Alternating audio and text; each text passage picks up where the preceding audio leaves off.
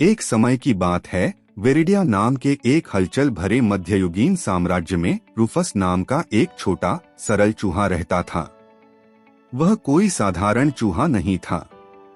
Rufus बुद्धिमान, जिज्ञासु था और उसके पास अन्य जानवरों को समझने और उनके साथ संवाद करने की अद्भुत क्षमता थी।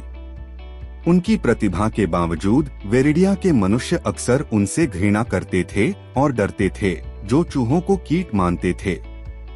एक सुहानी सुबह, जैसे ही सूरज ने राज्य को गर्म चमक से नहलाया, एक भयानक संकट आ गया। राज्य के अन्न भंडार, जो अनाज और बीजों की साल भर की फसल का भंडारण करते थे, विशाल हिंसक चूहों की एक कॉलोनी से संक्रमित हो गए थे। रूफस के विपरीत ये विशाल चूहे क्रूर और विनाशकारी थे। उन्होंने अपने रास्ते में आने वाली हर चीज को खत्म कर दिया और वेरिडिया के अस्तित्व को खतरे में डाल रहे थे। राजा सेड्रिक नाम का एक बुद्धिमान और न्यायप्रिय शासक था। उसने संकट पर चर्चा करने के लिए अपने सलाहकारों को बुलाया। उन्होंने घंटों तक समाधानों पर विचार मंथन किया, लेकिन कोई नतीजा नहीं निकला। राज्य अकाल के कगार पर था और लोगों में निराशा फैल रही थी। रूफस, जो महल के बाहर छिपकर बातें कर रहा था, इस आपदा के लिए अपने साथी चूहों को दोषी ठहराते हुए नहीं देख सका। अपने घर को बचाने के लिए दृढ़ संकल्पित रूफस ने समाधान खोजने के लिए एक खतरनाक यात्रा शुरू की। वह जानता था कि उसे सहयोगियों की आवश्यकता है, इसलिए उसने राज्य के अन्य प्राणियों से मदद मांगी। रूफस ने विशाल वेरिडियन वन में अपनी खोज शुरू की, जहां उसकी मुलाकात ओलिवर नाम के एक बूढ़े और बुद्धिमान उल्लू से हुई। रूफस ने ओलिवर को विकट स्थिति के बारे में बताया और उसकी सहायता की भीख मांगी। कुछ विचार विमर्श के बाद ओलिवर मदद करने के लिए सहमत हो गया। अपनी गहरी दृष्टि और चुपचाप उड़ने की क्षमता के साथ वह अन्न भंडारों का पता लगाता था और दुश्मन की हरकतों की रिपोर्ट देता था। इसके बाद रूफस राज्य की शांत नदी में चला गया, जहां उसका सामना ओडेट नाम के एक चतुर और फिसलन वाले उदबिलाव से हुआ। रूफस ने उसे वेरिडिया पर मंडरा रहे अकाल के बारे में बताया और ओडेट मदद करने के लिए तैयार हो गया। वह अन्न भंडारों में घुस जाती थी और चतुराई से पास की नदी के पानी को मोड़कर दुश्मन चूहों द्वारा खोदी गई सुरंगों में भर देती थी।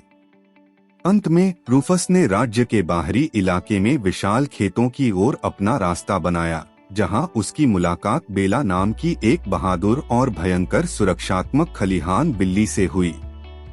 रूफस ने बेला के साथ संकट साझा किया और उसकी सहायता मांगी।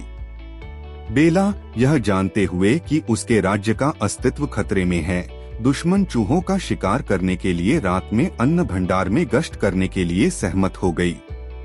अपने नए सहयोगियों के साथ रूफस ने अन्न भंडार को राक्षसी चूहों से मुक्त कराने के लिए एक चालाक योजना तैयार की। जैसे ही चांदनी की रोशनी ने राज्य को नरम चमक से नहलाया, उन्होंने अपनी योजना को गति दी। ओलिवर ने रूफस को दुश्मन की गतिविधियों के प्रति सचेत करते हुए ऊपर की ओर उड़ान भरी। ओडेट ने अपनी विशेषज्ञता का उपयोग सुरंगों में पानी भरने के लिए किया, जिससे दुश्मन चूहे फंस गए और भटक गए। बेला ने अन्न भंडारों की तलाशी ली और एक एक करके दुश्मन चूहों का शिकार किया। लड़ाई भीषण थी और पूरी रात चली, लेकिन जानवरों का गठबंधन दृढ़ संकल्प और एकता के साथ लड़ा। जैसे ही भोर हुई, राक्षसी चूहे हार गए और वेरिडिया के अन्न भंडार बच गए। राज्य राहत और कृतज्ञता से भर गया। रूफस और उसके सहयोगियों के वीरतापूर्ण प्रयासों के बारे में सुनकर राजा सेड्रिक ने उनके सम्मान में एक दावत की घोषणा की। रूफस, ओलिवर, ओडेट और बेला को नायकों के रूप में प्रतिष्ठित किया गया था और रूफस को अब केवल एक कीट के रूप में नहीं देखा गया था। वेरिडिया के लोगों को यह समझ में आ गया कि सभी चूहे एक जैसे नहीं होते और साहस और बुद्धिमत्ता सबसे अप्रत्याशित स्थानों में भी पाई जा सकती है। रूफस की बहादुरी और दृढ़ संकल्प ने न केवल उसके साथी चूहों को बचाया था, बल्कि वेरिडिया के पूरे साम्राज्य को कुछ आपदा से भी बचाया था।